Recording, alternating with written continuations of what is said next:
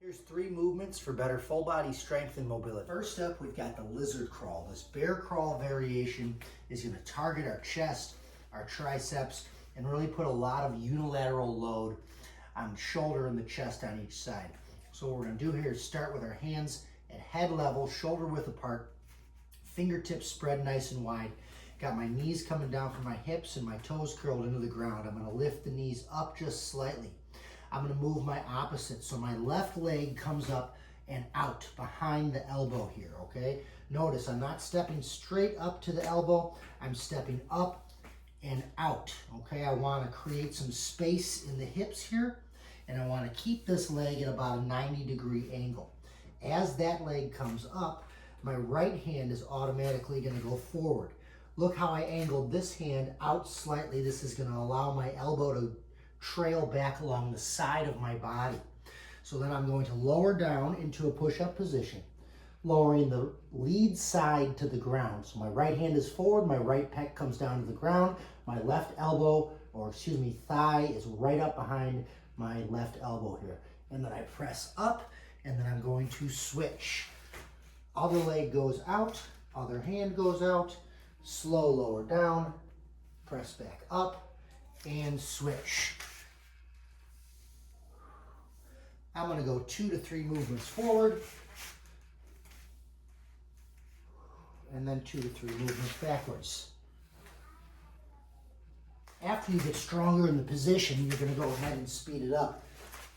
The second movement we're going to work on is the side sit-out, starting in our tabletop position and then moving to an elevated tabletop. Hands under shoulders, knees under hips, toes curled into the ground, pressing up, lifting the knees up just slightly.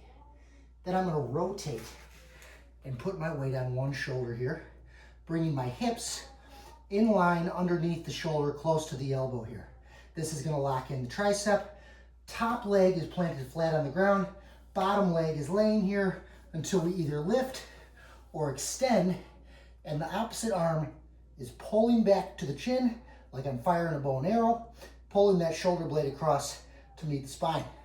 Then I tuck the leg back under, hand comes back down, and I repeat this on the other side. Pulling this hand back, extending the leg, hip next to the arm, and then tuck everything back in to this elevated tabletop position. But then we can start to speed it up when we become more stable. Finally, one of my favorites for full body strength and mobility, the twisting bear.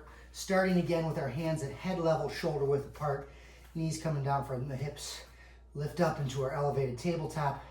For this one, I'm stepping up straight towards the elbow.